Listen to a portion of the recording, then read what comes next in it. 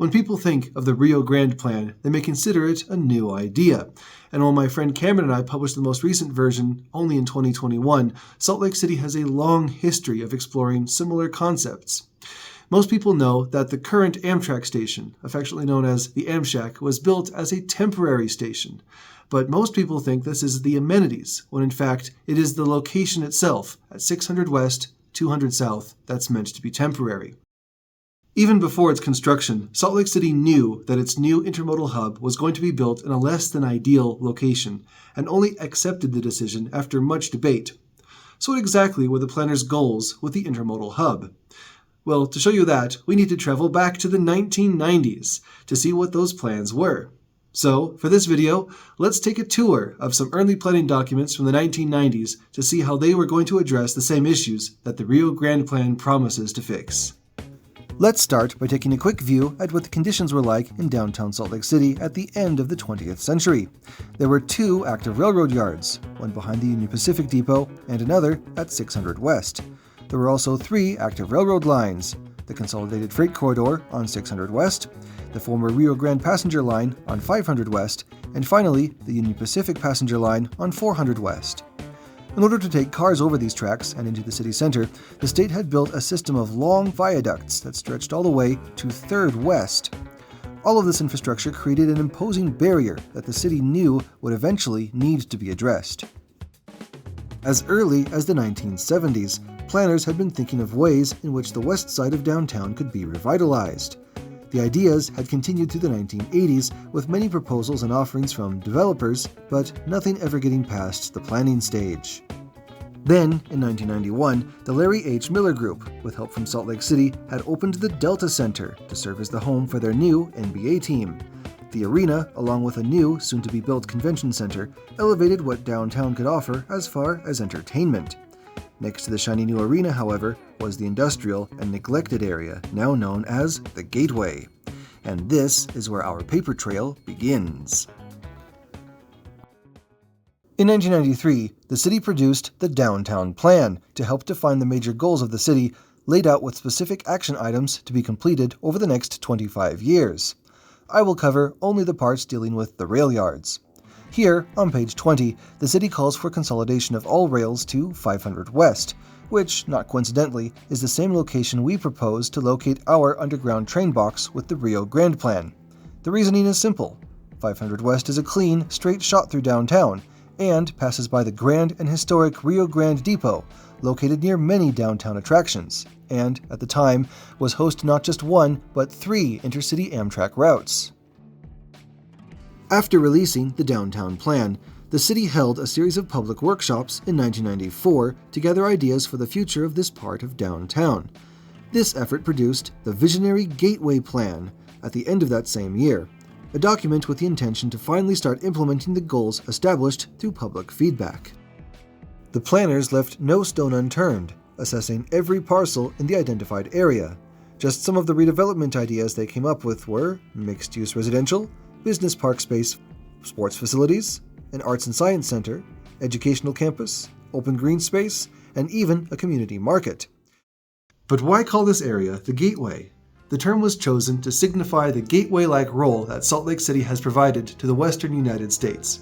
To quote from the document, ox carts, pioneer wagons, interstate highways, buses, passenger and freight railroad lines, automobiles, and trucks all connected here and then dispersed to other parts of the city, the region, and the nation. Salt Lake City International Airport is minutes away, connecting us to the rest of the world. People of many cultures and ethnic origins settled here, built homes and businesses, and made important and diverse contributions to the growth of the city. This is the capital city in the state of Utah. This is our front porch, our Gateway District.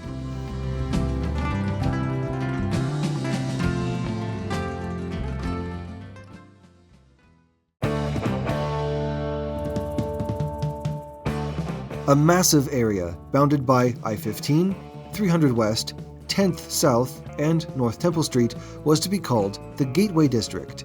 In total, the plan consisted of about 650 acres, which was further divided into 5 sub-districts: the South Sub-District, the Gateway Corridor Sub-District, the Rio Grande Sub-District, the Union Pacific Subdistrict, and the I-15/Railroad Subdistrict.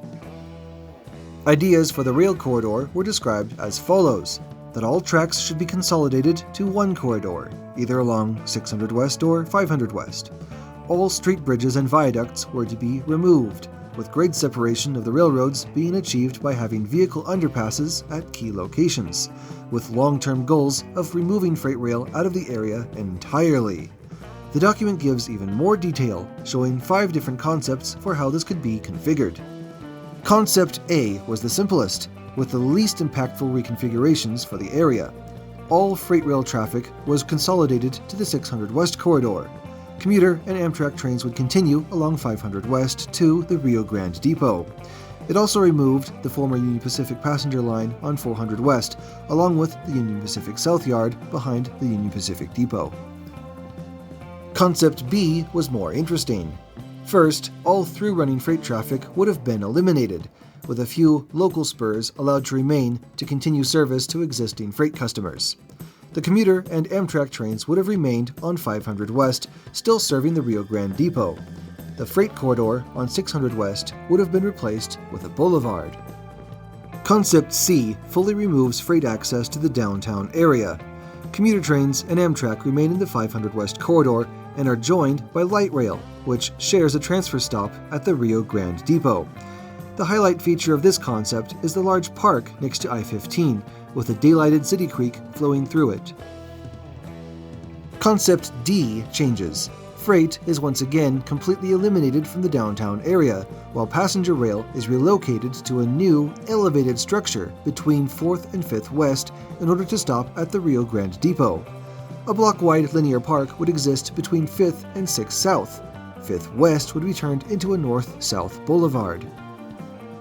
Finally, Concept E is similar to Concept B, in which freight trains are allowed to enter on spurs from the south to serve existing customers. Commuter and regional trains would use 500 West, and, as with other concepts, stop at the Rio Grande Depot. In this configuration, the north-south boulevard would exist along 6th West. The major focus of this concept is a new sports complex for a hockey team next to I-15. All of these concepts are great examples of just how much the city wanted to reinvent the area, and, as we saw, every one of them maintained access to the Rio Grande Depot as the prestigious and flagship stop for Salt Lake City. But these concepts were merely a look at what could be. With no funding or timelines committed to it, the visionary Gateway Plan was destined to be added to the collection of ideas that came before it. But that would all change less than a year later when a long-sought-for title was finally granted to Salt Lake City. On June 16, 1995, after 4 previous attempts, Salt Lake City was finally selected to host the Winter Olympics in 2002. The event would take a relatively modest intermountain city and elevate it to the world stage. Infrastructure projects that had been slowly coming together over decades now needed to be fast-tracked in order to be in place by the 2002 deadline. As one example, the light rail system, which had been planned since the 1980s, was suddenly given a lightning rod of funding from the federal government, an incredible 80-20 federal match, with the funding specifically earmarked with the intention to, quote, help ensure a smooth Olympics. As for the Gateway District, the previously mentioned Arts and Sciences Center, which had recently been rejected by the state legislature, made a new pitch as an Olympics venue which could be used for ceremonies or other activities related to the Games. This approach was quickly given the green light. The project would eventually grow to include a large outdoor shopping and entertainment center, all, of course, slated to be constructed before 2002. So, with everyone gearing up to put on a show for the Olympics, the city, with help from the state, needed to finally tackle the issue of at-grade rail lines in the downtown area. In 1996, Salt Lake City came out with its first ever master transportation plan. This plan was focused on improving mobility for the 21st century by adjusting how the city treated its streets, pedestrians, and its rail network. It also looked at ways in which air quality and the overall quality of life could be made better by making smarter, more equitable decisions on how transportation is used within the city limits. let's focus on how the city wanted to address the rail issue. Only a few pages in, and we find this illustration. To my eye, this looks like a cross-section of a rail corridor with some odd-looking vehicles on the left. The two on the right are clearly light rail vehicles, and they are in a below-grade section that is spanned by a bridge. There is no topography like this that naturally occurs in the city, so something like this would have to be dug with heavy machinery. One might call it a trench, and since there are trains in it, we could even call it a train trench. Unfortunately, the document doesn't address what this illustration is meant to represent, and some extra pages that could have provided more context are no longer in the possession of the city. So I'll leave it to you to draw your own conclusions. The document also looks at the issue of freight rail in the downtown area. At the time, there were many more businesses directly served by freight rail than there are today, so planners had to consider how to maintain rail service while also decreasing the amount of rail spurs, yards, and through lines. And here, the planners chose to dream big. Just like we saw with some of the concepts in the visionary Gateway Plan, city planners proposed removing mainline freight rail from downtown entirely. A map published alongside the plan shows a concept in which the Union Pacific main lines would be rerouted entirely out of the city by way of a new route northwest of the airport. At this point, a common theme should become clear, that rails for passengers should be consolidated to 500 West, and that the primary train station for Salt Lake City should be at the Rio Grande Depot.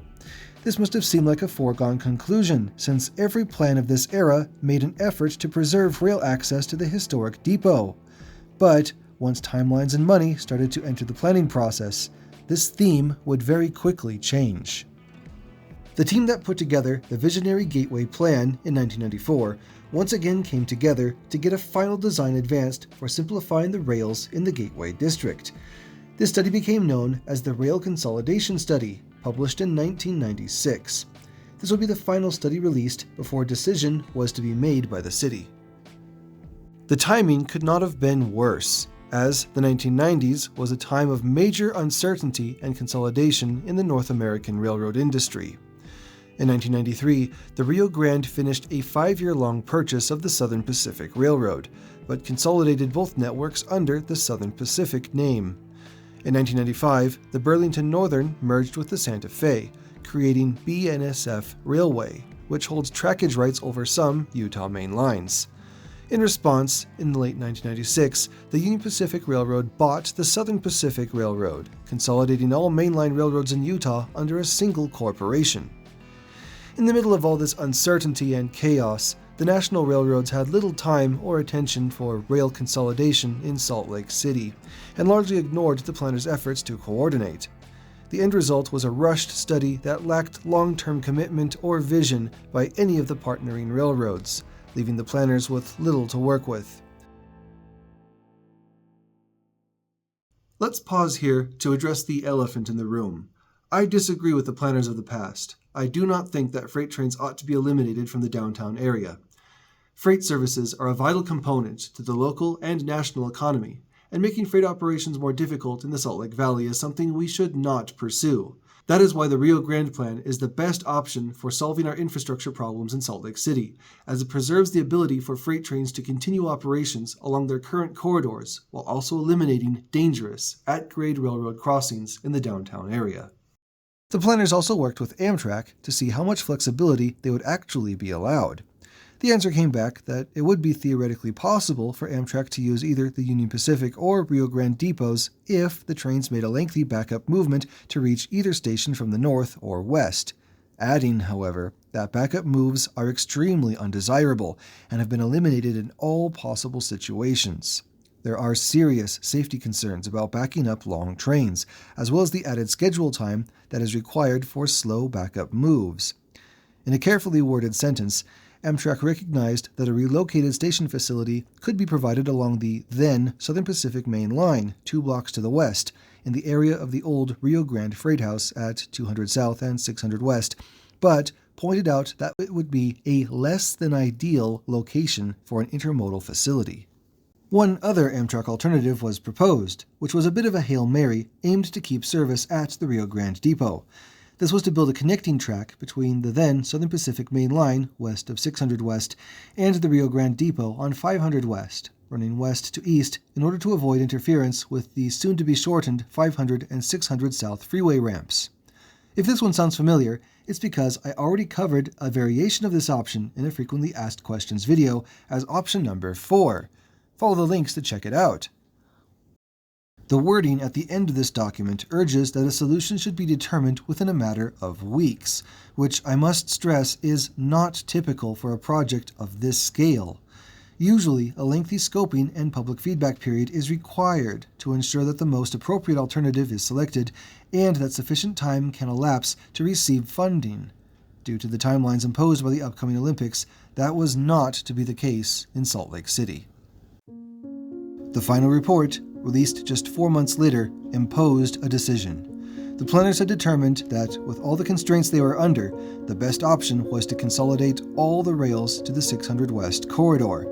Shortening the viaducts was to be the priority of the project, and keeping trains at grade on 500 West would be incompatible with that vision. This final report was eventually taken to a vote by the Salt Lake City Planning Commission on February 6, 1997. The motion to approve the plan outlined in the report passed, setting the stage for the consolidation of all rail activity to the 600 West corridor and, by extension, the abandonment of the Rio Grande Depot. A year later, in March 1998, the Planning Commission discussed for one final time the location of the intermodal hub. Doug Dancy, a city planner, said at that meeting, "Due to the technical realities of funding, freight line limitations, initial ridership projections, and timing, the only site immediately available to meet all needs is the site at 600 West, 200 South.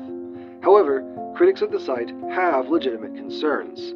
The sense of place, transfer accessibility, and neighborhood redevelopment are critical to the success of a 600 West, 200 South location." Planning Commission member Gilbert Eicher expressed frustration at the rushed timeline that was handed to the city for planning the gateway area and the intermodal hub. He said, "The city has been pushed hard to do many things too quickly. The decisions that are made will affect Salt Lake City for the next 100 years. We need to consider the promise of the gateway looking at the long term." Another Planning Commission member, Craig Merriger, slammed the proposed intermodal hub site, stating, "That site will never be the hub of Salt Lake City." Many opinions were shared in this meeting, by the public and by city officials, about the shortcomings of the intermodal hub location. But, with no feasible alternatives on the table, the decision was all but determined already. The city knew that losing access to their historic train station would be a major blow to the prestige of Salt Lake City, and to address this, an idea was pitched, an idea that might sound familiar to you. Mr. Jess Agratz, chair of the recently formed Transportation Advisory Board, provided a letter during the meeting that stated the Planning Commission should join with the board in endorsing and adopting a Gateway Master Plan with some built-in flexibility that preserves future, underground right-of-way for mass transit corridors through the area. They felt this approach was the best way to achieve short-term objectives while maintaining options for meeting future transportation developments as they materialized. After hearing all this, a motion for the location of an intermodal transportation hub was placed before the Commission. The motion was that the Planning Commission forward a favorable recommendation to the City Council that the intermodal hub be initially located at 600 West and 200 South. But it also recommended that the window of opportunity be left open for a more elaborate commuter rail station at a future date, when funding and ridership justify it. To accomplish this, the staff recommended a list of items that would preserve and prepare 500 West for this underground transitway. Of note, the recommendations that the street right-of-way be expanded, underground utilities be removed, and that the grade of the street be flattened along its north-south orientation are particularly interesting. The effect of this motion passing could be seen in future plans for the Gateway area. That summer, the final Gateway Master Plan document, called the Gateway Specific Plan, presented policies in which the development should abide by moving forward. On page 35, under the Transportation section, Policy 1.3 states, Reserve adequate right-of-way on 500 West that allows for a future underground transit corridor.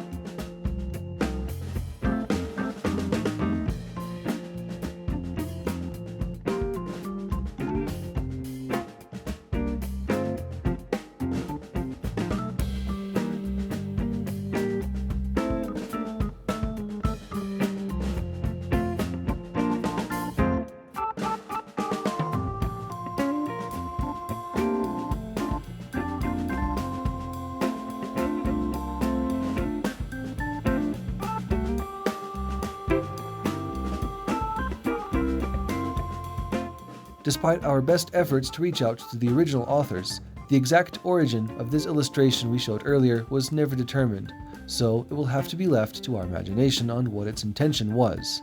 But, as we have learned, the city very much wanted to keep rail access to its historic passenger train station, the Rio Grande Depot.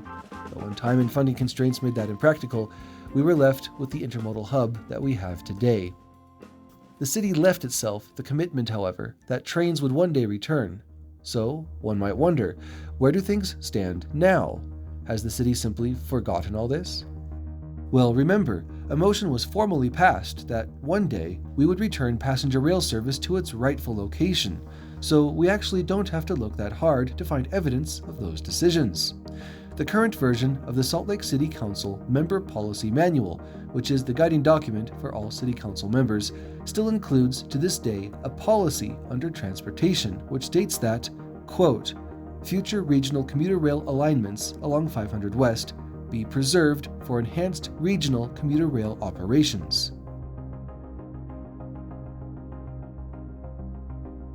I hope you can see that the Rio Grande Plan isn't a new idea that just happened in the last few years, but something that the city has been pursuing and hoping it could make happen for the last 30 years.